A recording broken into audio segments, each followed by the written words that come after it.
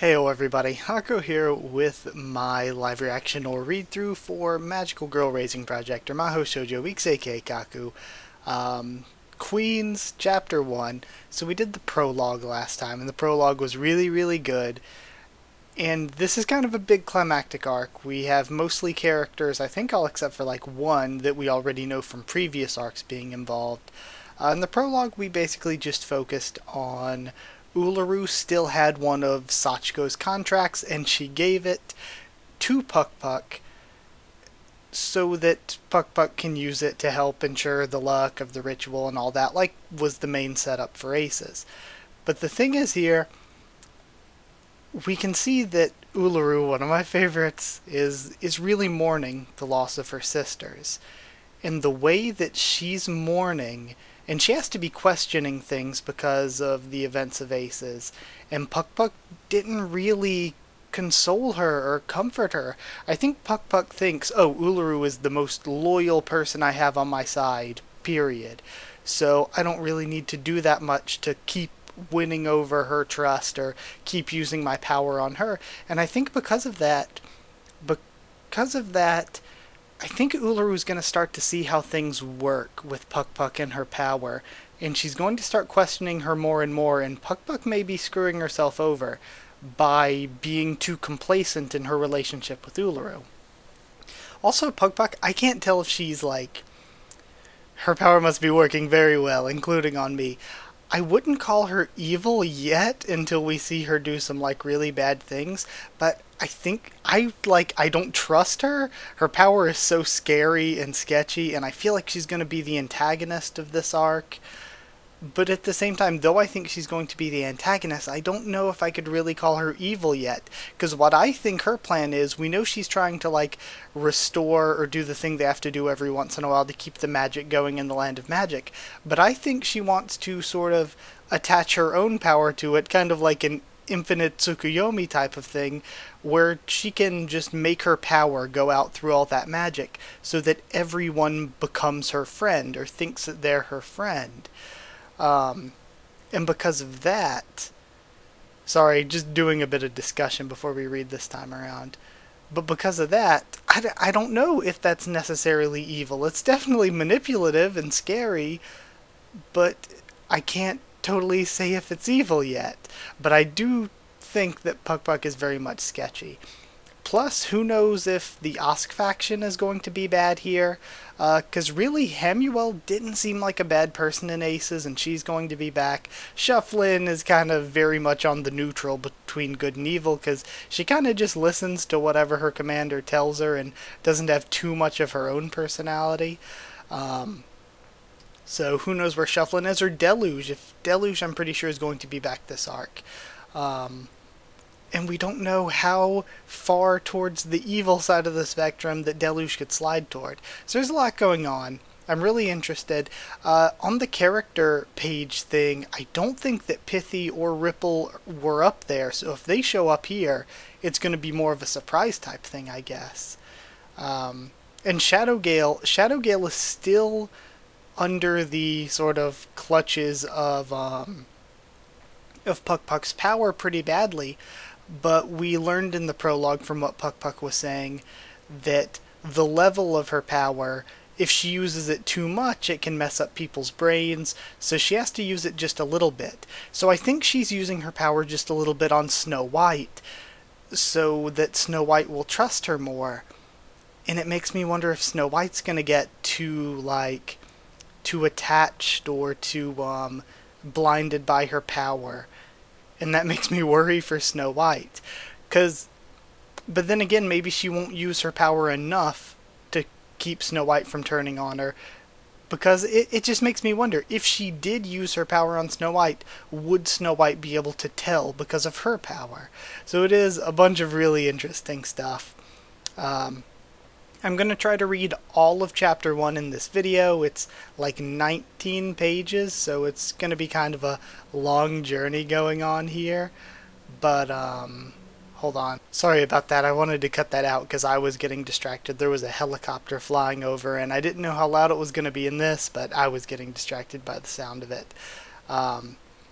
So yeah, I'm going to try to read the whole chapter here. I don't know how long I'm going to make these videos. I'm trying to make them every Friday for right now, the way that the schedule works.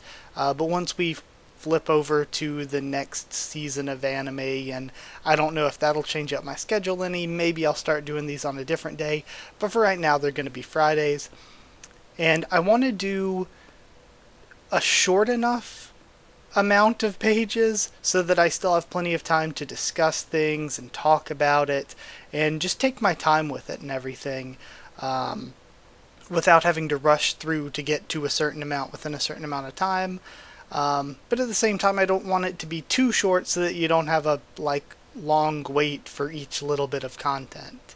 But yeah, let's start going with Chapter 1. It's, if you're reading on the drive, it's page 6 because the prologue was before this. And we're starting off, the battle begins with CQ Angel Hamuel. Okay, so not only is Hamuel back, we're starting with her at the beginning of the first chapter. Alright, CQ Angel Hamuel. The scouts from Puck Manor have reported back, and 16 large trucks have entered the premises. There are luggages packed in the warehouse. So, just as planned, Her voice was that in her late teens, which would be one of the more senior members of a magical girl, but she didn't have the high-pitched or shrill voice that girls have. In fact, it wouldn't be an exaggeration to say her voice was like someone of nobility, though she did have a rather unique way of speaking.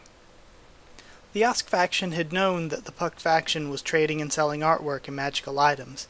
They intended to do it in secret, but as the Osk faction had connections and traded with antique art dealers themselves, that secret was leaked. As the Puck faction's transactions were transmitted in real time, they were able to know the exact timing of when they received their magical gems, meaning they knew exactly when where the Puck faction were at all times. Hamuel thought to herself, as the three sages were out of touch with the world, so they would probably have no idea how society worked. No matter what malice someone had, they wouldn't be able to detect it. Grimheart was like that, but maybe Puck was too. I'd like to stretch the negotiations as much as possible, but our opponents aren't thinking that stretching is a waste of time. Rather, they think that even canceling the negotiations would be a waste of time. Quite annoying, huh? Even if we save it for later, that'll allow our enemies to work harder. The magical girl lying in the sofa pulled up her chin. The Shufflin' too just beside her poured some orange juice into her cup. I love Shufflin'. And the magical girl sipped and gulped it all down. She could see that this job had made her very weathered. The tips of her horns were edged by laces. She had an elegant dress that, if you didn't lift the hem, she'd have difficulty walking. Okay, is this the, gosh, what was her name? The, girl who looked like La Pucelle.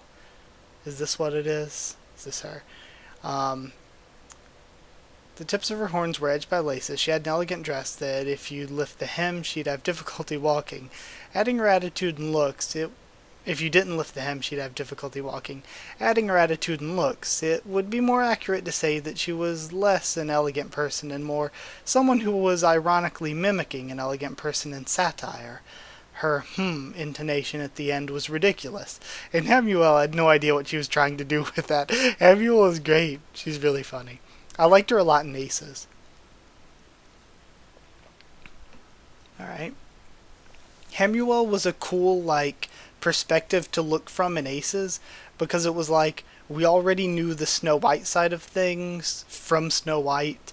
We were already used to that character, and we were able to see the other side of things and all this fighting going on with the people fighting against Snow White. So it was we had the enemy side, we had the Snow White side, and then Hamuel was just kind of this onlooker going, sitting there watching this war play out without too much personal involvement. So it was just cool to see what the fight with Snow White against her enemies was like from the perspective of somebody else. And that was really cool from Hamuel and Aces. Normally Hamuel would probably let out some poisonous thoughts as she felt antipathy inside her, but today she seemed very reliable. She can judge her by how she barely complained sitting on the couch in the first place. If it was Grimheart, she'd prefer to sit on her own throne, even if she was in a hotel suite. Just by that point alone, the magical girl Leth or Let, I'm wondering. I guess it should be pronounced Let, given the katakana spelling I saw. So I'm gonna call her Let.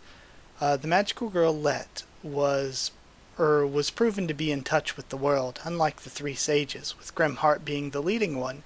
She had plenty of opportunities to interact with society. Let loved proud duels, and she was attracted to unbeatable strength more than anyone. She's even heard that she's lowered her status like some period drama in order to enter that one event that the mouse school held. She'd often say at the dinner table, "What, even though combat magical girls are at the forefront, they're still at the lowest rank. There aren't many magical girls that many magical girls that deserve respect." With such an elegant tone, too. More importantly, when she said, "There aren't many who deserve respect," she also implied that there are at least some who deserve respect. Grimheart was born in the process of wanting to create a higher performance magical girl, being such a super high-class special magical girl that she was even chosen to be the incarnation of the three sages. Grimheart, who was already sitting in such a high ceiling already, had no thoughts of respect for anyone in her heart. Let was unlike Grimheart. She had humility and a sense of frustration. That is to say, she's the kind of person Hamuel would be grateful to have as a boss. Hamuel didn't consider her a substitute for Grimheart, but more like she was above Grimheart. It seems like they'll be headed for the ruins. So, this is cool. From Hamuel's perspective, Grimheart was, because we know that she worked for the Osk faction, Grimheart was the head of the Osk faction, that her opinion of Grimheart, and we know from Aces that she didn't completely like the way she did things, but it's that Grimheart didn't have respect for anybody, which we saw as true, and she was so super powerful and so insulated from the rest of the world that she never really had any reason to not be so sort of disrespectful to literally everyone. But it's different for Let. Even though she acts all high-classed and everything, Let at least cares about some people and views some people with respect. So that's interesting. Looks like it. I also like her at the end of her sentences. The magical device, a creation of the three sages' mentor, the first mage, aka the Land of Magic's national treasure, strictly sealed by the ancient mages of old and completely unable to be activated nowadays, though still heavily managed. It is said that it's able to store the mana that's enough to fill up the whole world and release it. However, none of the mages today except for the three sages have ever seen it work before. In other words, since the device was absorbing far too much power at once, the balance of the world broke, and in a panic, the mages decided to seal it all together. But no one knows if that was really the true story or not. The device was hidden in the ruins inside a magically created pocket dimension. They had left the management of the ruins to the Osk faction. Even if the three sages had agreed that they could use the device, it's not like they could just hand it over. It would naturally take a lot of time. During that time, the decision would then be overturned. Such is the power of the Osk faction. Something the Puck faction wasn't too happy about. At worst, this will turn into a fight. Looks like it will. With all the mana of the world diluted, it's been a while since the Land of Magic has been able to go back to its original form.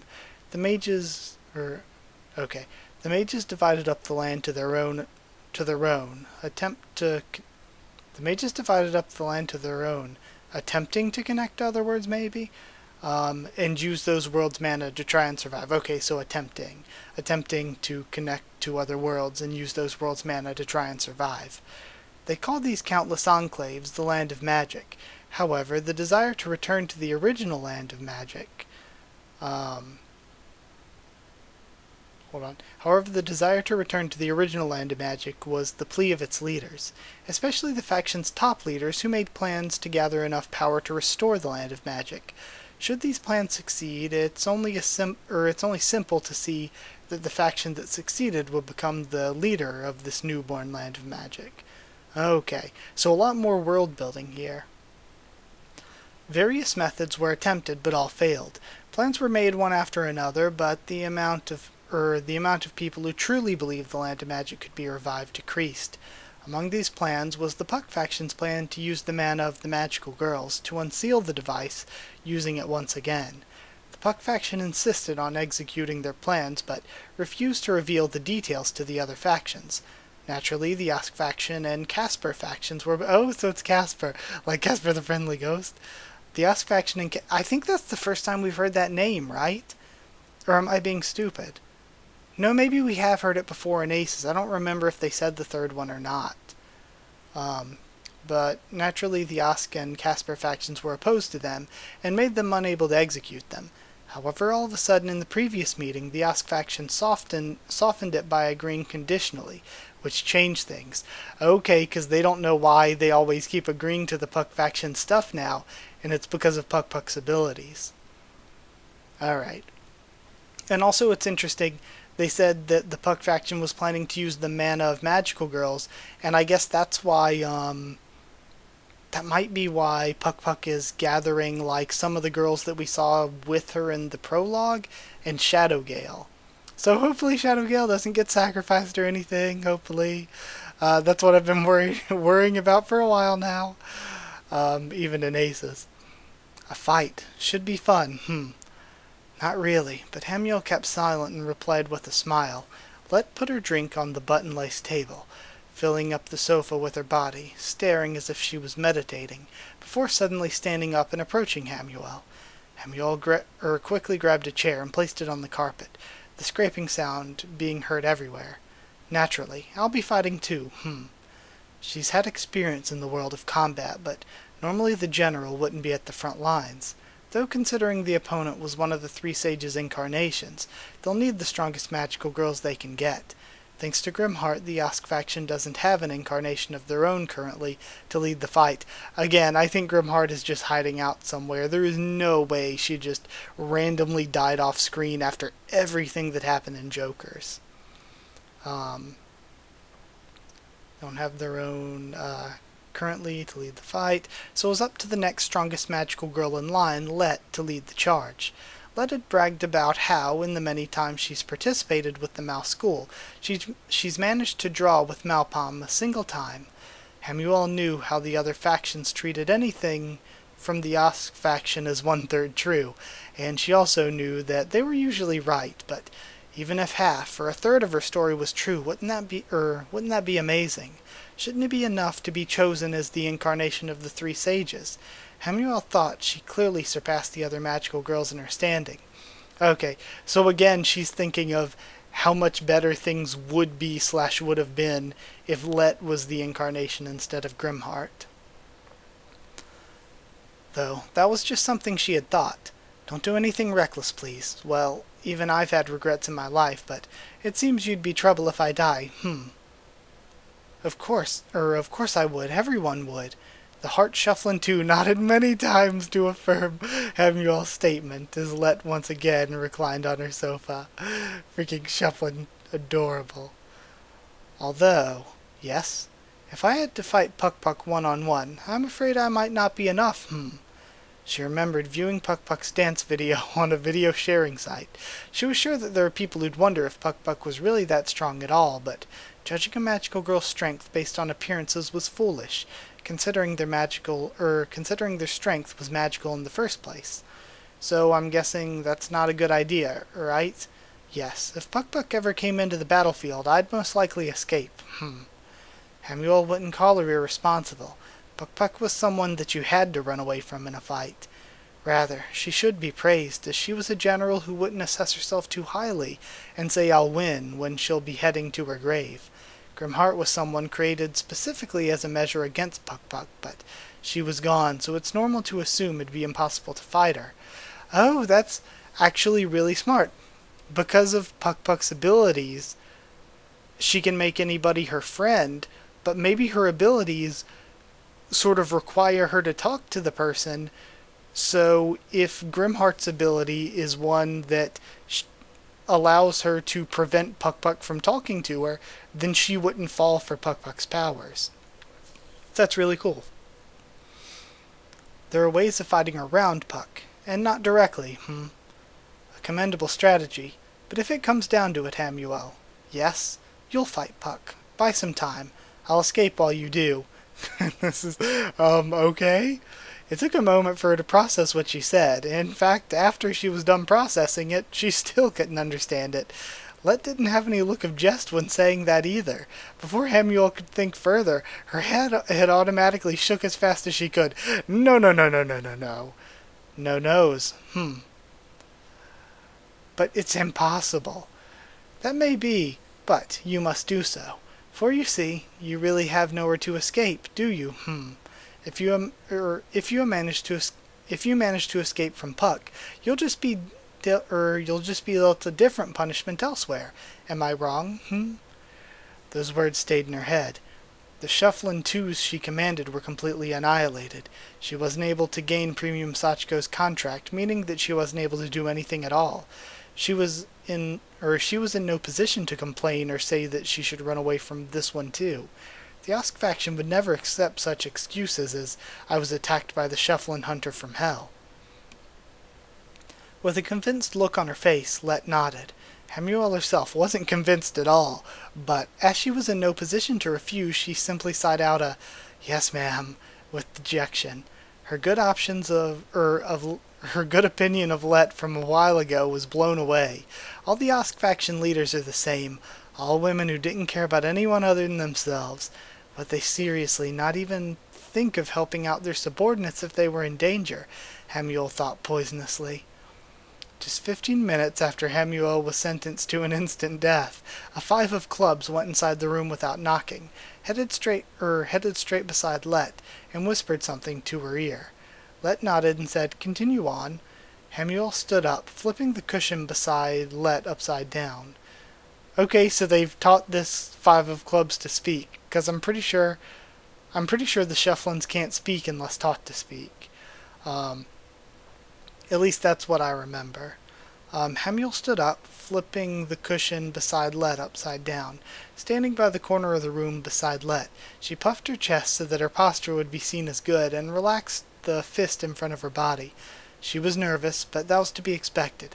No one in this room would be more nervous than Hamuel right now. "Excuse me. Please, come in."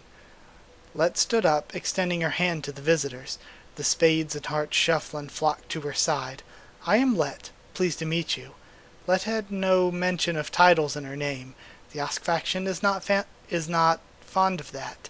Shada Oskvalmer and her incarnations were not quite those kinds of people. They had 2 guests.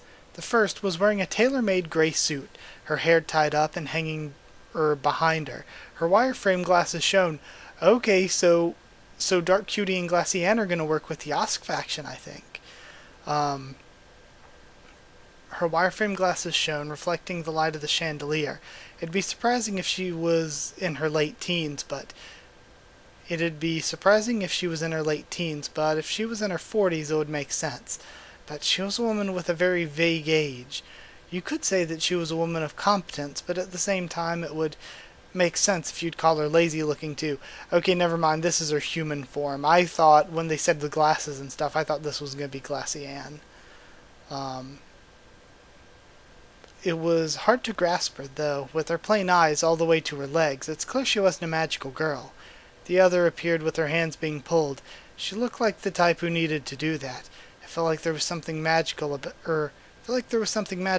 it. Her colorfully patterned braids that were braided repeatedly covered her eyes and mouth, and since it did the same thing for her body, it was hard to see the costume of something like a kimono that she was wearing. Her slightly overflowing silvery bundle of hair was so beautiful that you could sigh. Even though you couldn't see her, you could tell she was a magical girl. Okay, so what the heck is this design? Colorful braids that cover her eyes and mouth. Long silver hair. So she has colorful braids and long silver hair. And a kimono outfit, costume. Okay, I don't remember any character looking like that off the top of my head. It should be inconvenient for her to walk without being able to see in front of her. She walked as her hand was pulled, bumping her shin into a chair, bumping her shoulder onto the doors, and generally bumping into everything. She let out a cute voice that was almost like a cry.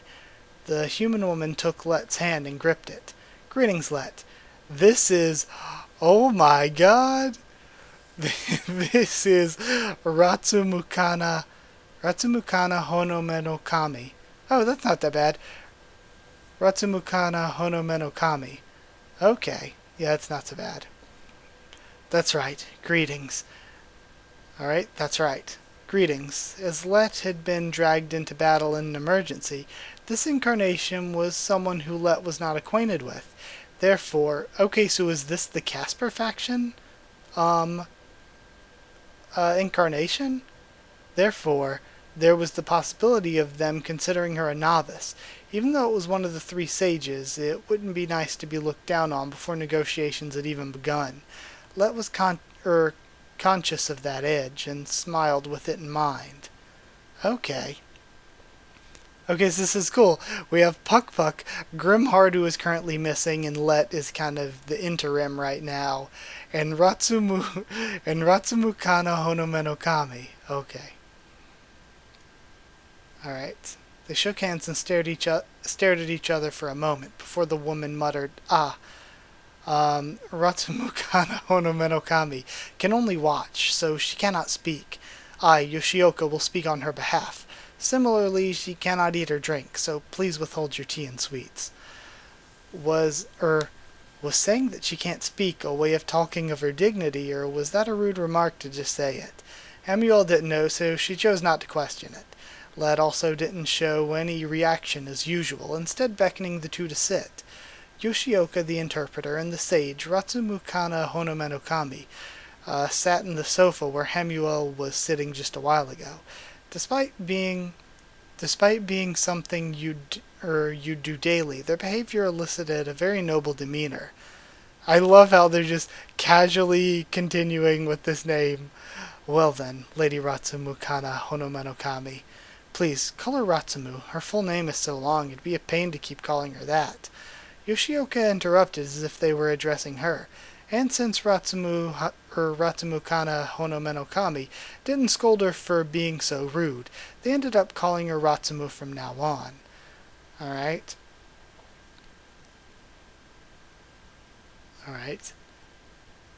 So, I'm wondering what this full thing means, because Hono could be flame, Me could be I, and of course no Kami could be God. So I'm wondering if her full name has some really specific meaning to it like that. I don't want to look it up though, because I don't want to be spoiled or anything. So does she maybe have fire powers or something? Since she didn't scold her for being rude, they ended up calling her Ratsumu from now on. Did she even hear the conversation? If she did, does that mean she just couldn't speak?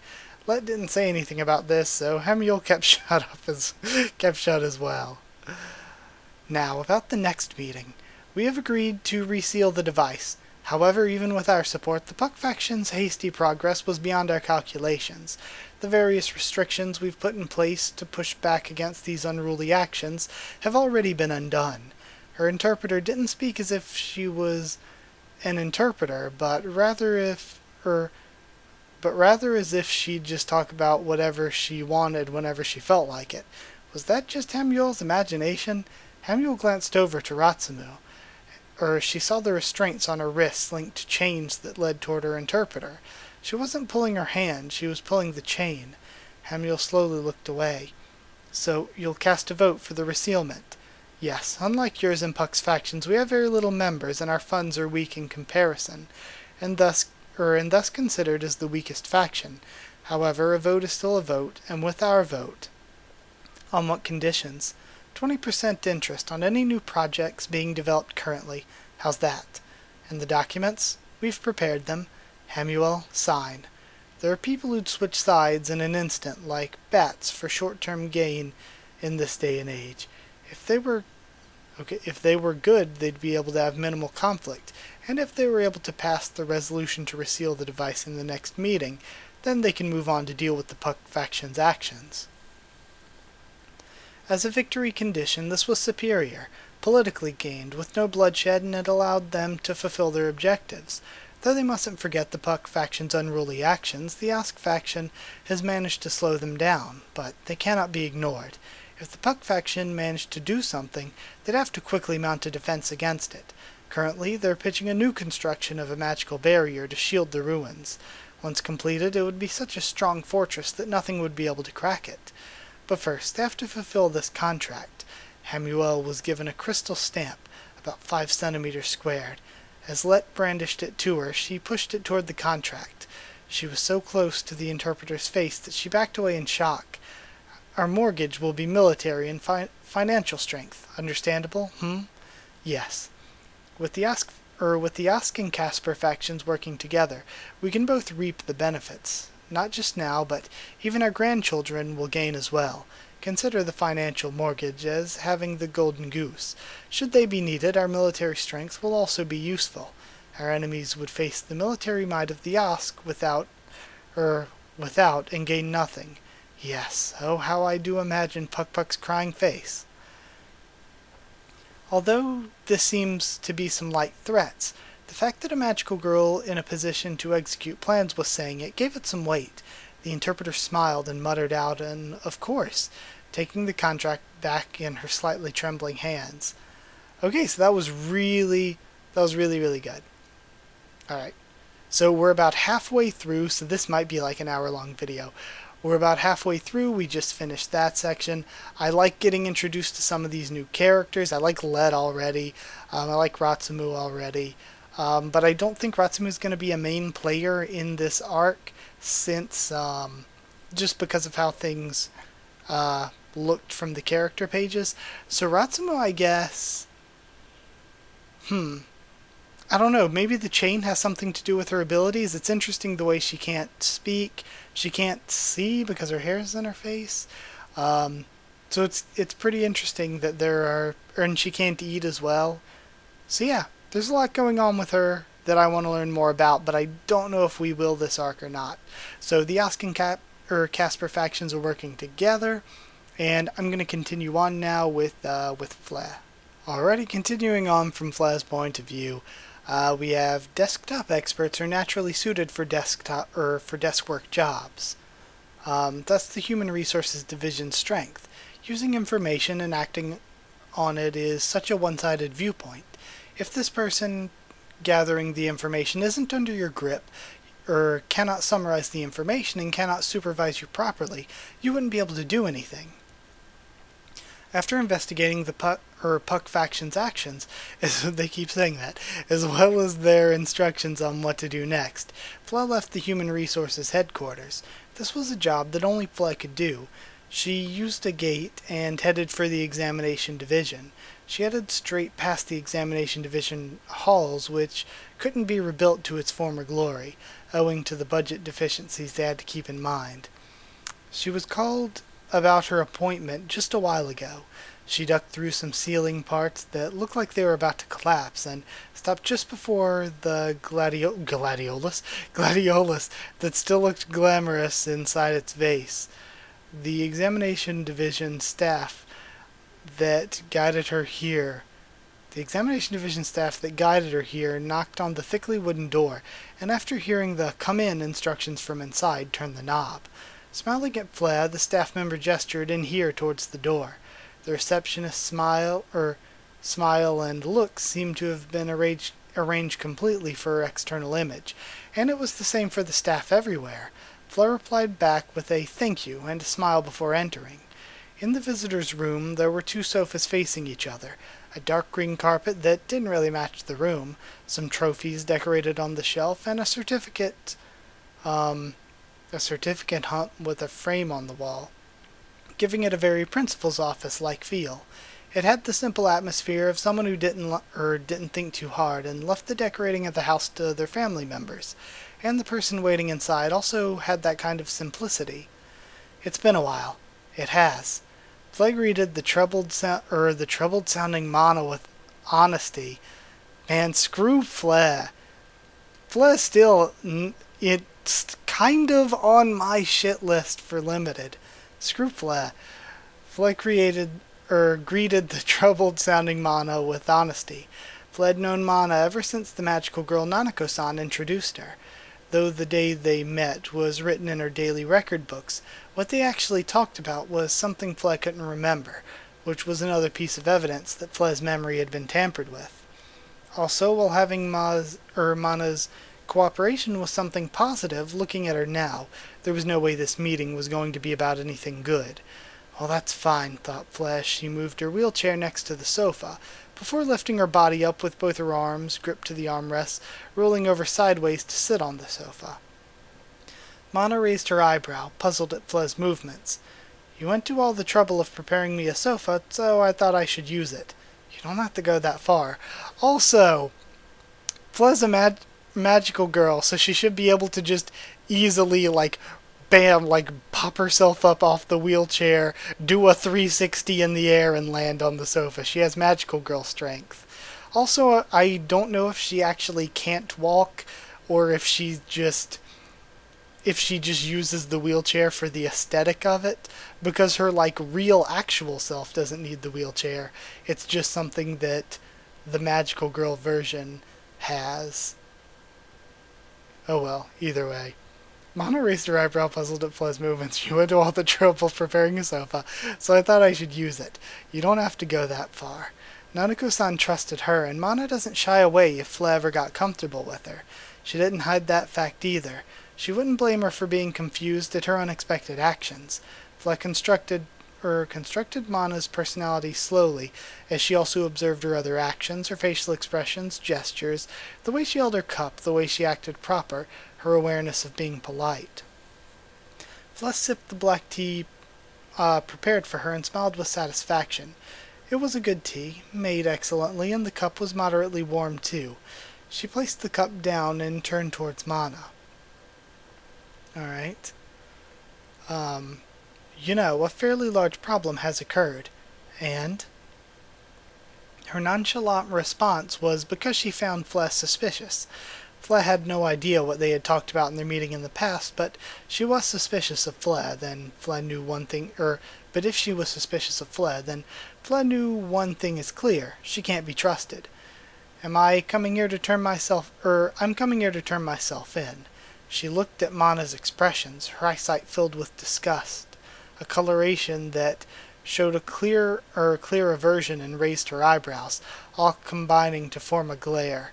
She placed her elbow on her knees and leaned forward, finger tapping. Despite her youthful appearance, she was closer to a detective interrogating a thug. What do you mean by that? Exactly what I said. What the hell did you do? She was slowly peeling off the politeness of the head of a division. Flea continued on, while also noting with satisfaction that she was able to elicit this kind of reaction from her. Alright.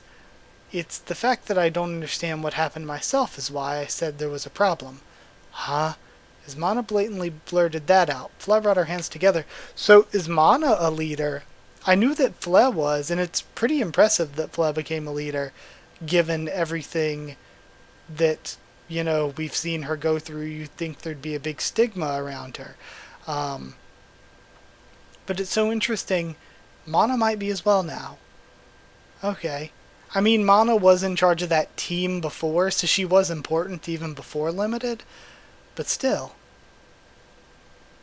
Oh, this is cool. Mana's hair has changed. Her hair's gotten longer.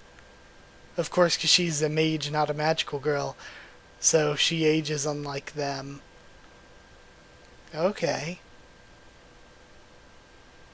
That's interesting. I really like this illustration. Okay. Oh, I'm not trying to fool you or anything. I have no malicious intent.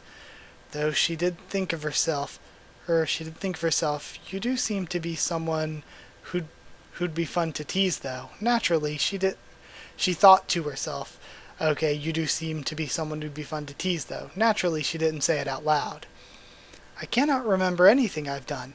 It seems that perhaps my memory was taken by magic. Thanks to that, I can't remember anything we've talked about in our last meeting together. Well, even if you're lying to me about that, Mana sighed out, can't you just find out who it is by calling for obstruction of public or Obstruction of public or slander? I'm grateful for your assistance, but it isn't a lie. It may be strange for someone with memory loss to recall their memory loss, but I was able to infer who caused it already through fragments of factual evidence. And you're turning yourself in based on a guess? No, I am the culprit, and Shadowgale is my accomplice. However, I do not have my memories. Shadowgale knows where they are. Shadowgale's in Puck Manor, abducted by her forces. I'm asking you to get her back. Mana's eyebrows furrowed, but she seemed to have believed in Fle's words, though from her expression there was also a sense of distrust in them. She was kidnapped? Correct, beyond her will. If what you say is true, you realize we'd also have to go after you for your crimes, right? She may not see it as a kidnapping. I believe her kidnappers have used magic to make her believe it isn't. Should we go for a rescue now, I think we'll see her and believe, oh, she actually likes it there, and leave her. Mana's eyebrows began to raise higher than before. Fle slowly shook her head. It's not intimacy. Her kidnapper has ill intent. And who would this kidnapper be? Avlovchi Puck Valta's incarnation, the magical girl Puck, one of the three sages. Mana's breath tightened. Rather, it seems her entire body tensed up. Mana and the mages would certainly know of the three sages, as they're the masters of their masters. Wherever the mages went, the three sages shouldn't be far behind. To many mages, they were pioneers of their time, inviolably even. Normally, no mage would ever touch the three sages for kidnapping a magical girl, but the mage in front of Fle wasn't exactly your average mage. That's all there is to it. My subordinate Shadowgale has been abducted and held against her own will by one of the sages, Puck.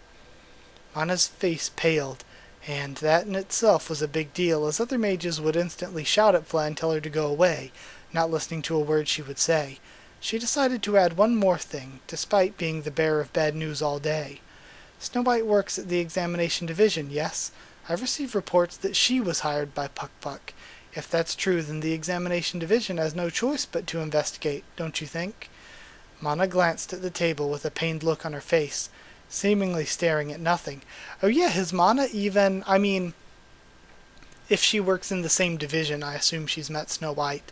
But I don't think we've seen her meet Snow White, actually, I don't know how to put it other than, on camera. I don't know. We haven't seen her in an actual scene meeting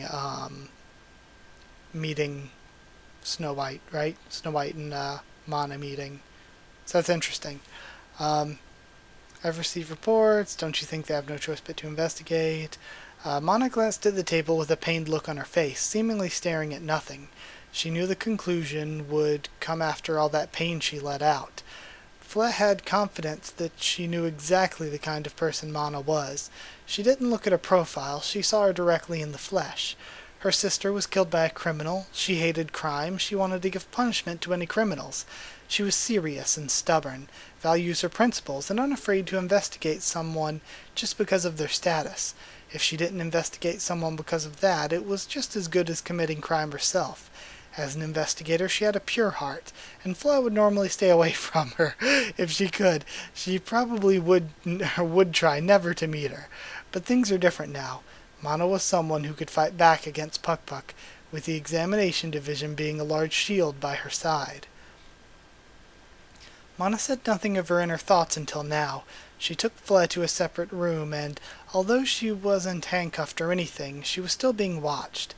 As she told one of the staff members to monitor Fle with disinterest, Fle heard from inside the room the sounds of rushed footsteps. There was a wedge inside Mana that was being driven down by Hanageku Kujo's death. She cannot bend her own sense of justice, and tries to continue on as a proper investigator.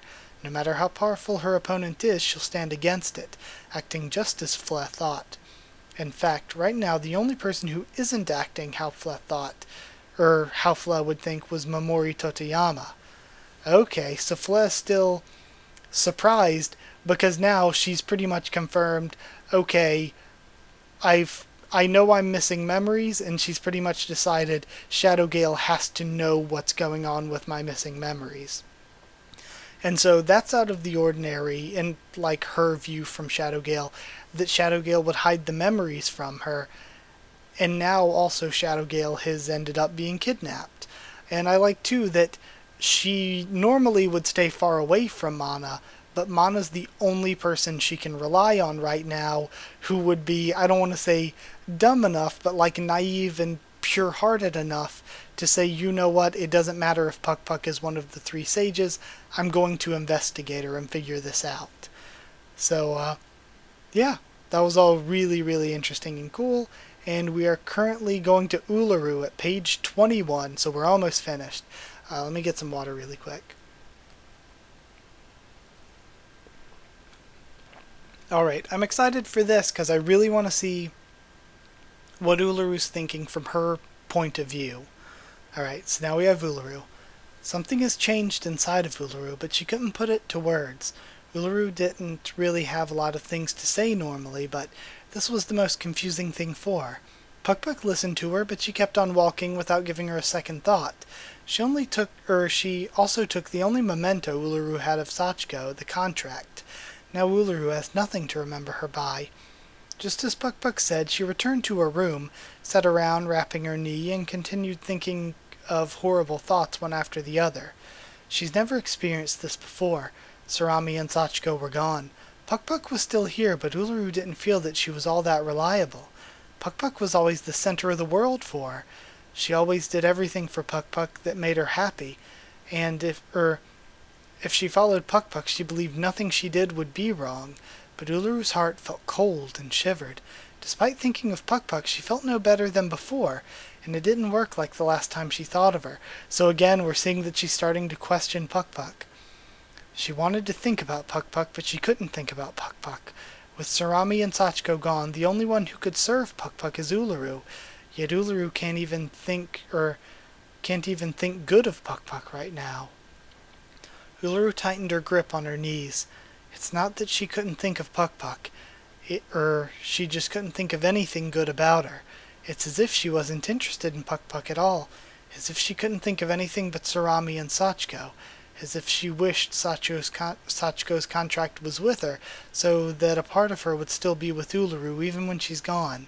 She tried to drown those thoughts, but they kept floating back up. She tried to erase them, but it kept coming back over and over again. Then there was Sachiko herself. She always said that she hated her magical skill, as she believed it brought unhappiness to people. What was Puck Puck going to use her contract for? She knows she's going to use it for the ritual, but what kind of ritual was it, and how would she use it? Uluru never thought of it as strange, she just followed Puck Puck as she believed that she was right. That was the pillar she always leaned on, but right now it's as if that pillar had disappeared, and her other pillars, Sarami and Sachiko, were gone as well. She was standing on her own, but even that was hard, and she looked like she could fall at any minute. I like this a lot, the way that she's going through this morning, but also starting to, I guess maybe because Puck Puck is focused on using her powers on everyone else, like I was saying, she's not been paying as much attention to Uluru, and Uluru's starting to finally put the pieces together that Puck Puck isn't what she seemed. Sachiko could probably escape. Sarami could probably distract herself. Uluru couldn't do anything. She had the power to tell believable lies, but it wasn't in her personality. She was terrible at telling lies. She couldn't even lie to herself. She thought and thought, but couldn't think of any happy thoughts. All she could do was hide her tears. She wrapped her legs so much that she fell on the tatami, rolling toward the other side, her cheeks feeling the mat. Once, before she was a magical girl, she'd laugh whenever Sachiko had traces of the flooring on her cheeks when she slept on them. Uluru laughed the hardest. Sarami said, "You look cute, Sachiko," and Sachiko worriedly rubbed her cheeks, going, "Is this going to go away soon?" Uluru got off the mat, and with a relaxed feeling began to think of other things than Puck Puck. She shouldn't be thinking of the past. She should be thinking of the present. Yet whenever she thought of Puck Puck, she had a bad feeling. Naturally, she'd think of the past, of fun and happy times. She was an older sister, but she wouldn't be able to reassure her sisters in this state. She wasn't able to act. Uluru walked in circles around the room. If she didn't move her body, she felt like she'd just rot in her state. She had to move her body somehow. She had to get some blood in her toes, and then maybe she could start thinking again and become useful to someone. Uluru walked. She went from corner to corner on all four sides of the room, as the light shone at the center of the room, and gradually something came up in her mind. She's had this feeling ever since she's been away from Puck-Puck. Uluru opened the sliding door and slipped out into the hallway, continuing to walk there. Everyone, be it magical girls or non-magical girls, seemed very busy. None of them paid much attention to Uluru. Ever since she came here, she's surrounded herself with those who were extremely loyal to Puck-Puck, but the people she just saw displayed a loyalty far beyond what she thought possible, which felt strange to her. Had Puck-Puck not stopped them, she felt like they might have given Uluru some harsh punishments. Something strange was going on inside this manor. A sense of anxiety creeped up to her feet. Uluru began to walk slowly by the edges of the wall, so as to not interrupt them. She started walking towards where there were less people, until finally she was surrounded by nobody. As she cleared all thoughts of Sachiko and Sarami from her head, and was unable to think much of Puck-Puck, the only person she could think of was one magical girl, Snow White. The one who killed Sachiko was Snow White's friend. She felt that way, but Snow White also accepted it. That's why Snow White was being locked up right now. Okay, so Snow White is being held captive too. Uluru had told Puck-Puck to do it. And though she disagreed at first, Uluru insisted. The magical girl who Snow White seemed to trust had killed Sachiko. She imagined the look on Sachiko's face as blood spurted out of her neck, and all she could feel was herself breaking. Afterward it hurt even to walk. She's home, but Sachiko would never come back. With blood on her face, she still looked peaceful. She didn't look like premium Sachiko. She looked like a human as she laid down with her eyes closed. Uluru cried by her side, but she never woke up. Her arm felt like cold steel. Uluru cried and cried until her eyes seemed to break, and then she cried again. When she saw Puck-Puck, she remembered Sachiko and Sarami again, as she hurriedly ran across the halls. There were so many things she wanted to tell them, but now Uluru was alone. No matter how much she cried, she still didn't understand why Sachiko had to die. What about Snow White's friend? What about Snow White? She walked in the hallways until she reached the end. She wanted to know what Snow White thought. She's only been with Snow White for just a while, but it felt like she's been with her forever. With her toy rifle held in hand, Uluru stood in front of the reception room, opening the door with the key in her pocket. Snow White. The white magical girl sitting on the chair gently opened her eyes and looked upwards. That's a really good ending. This was a really good chapter. Everything from the beginning with the politics stuff going on with the Asuka and Casper factions was good, and introducing characters like Ratsumu and Let. That was really cool. Then I love the stuff with Mana and Flea, because it's setting up Mana as this person who's like going to investigate this, going to seek justice, even though of Puck-Puck's high position in the land of magic. And then, in addition to all that, we look over and we have Flea, who is sketchy, but she's like, okay, I know that Mana's the one to turn to in this situation if I want to get Shadowgale back and figure out what happened with my memories. So that's further just setting up things for this arc. And then this last part was so incredible. I love Uluru. It hurts to see her going through all this, but at the same time I'm loving this growth and this development. How she's questioning Puck-Puck and how she's deciding, okay, I need to hear Snow White's point of view, so I want to know what Snow White has to think. Hopefully she hasn't been too brainwashed. I'm so excited. I'm really excited next week to read and see what's going on between Uluru and Snow White. I hope we get to see their conversation next. That's something I'm really excited for. But yeah, that is it. Super long video, so I'm going to end it here. I've discussed quite a lot. I liked this one a lot. This was a really good chapter. So yeah, I'll be back with chapter 2 next time. Don't know if I'll have to split it into multiple parts, put it in one video, who knows. But yeah, this will be every Friday, hopefully, for now until it changes a day. But after this, I still have Free to Play, Breakdown, Episodes Delta, Black, and then I think the next one coming out is called White. So there's still plenty of content left. But I'm super excited to continue reading Queens. This is good so far. Yeah, like, comment, subscribe, follow on Twitter if you want. If you want a link to the Discord server to talk to me or any of us there, just ask and I can give you a link. And if you want to help support the channel to keep these videos coming, it's patreon.com/HakuOfTheTubes, or a link will be in the description. Thank you so much to people who are already patrons. It means so much, and it really does help me keep making these videos. But that's it. Thank you again for watching, and I'll see you all next time.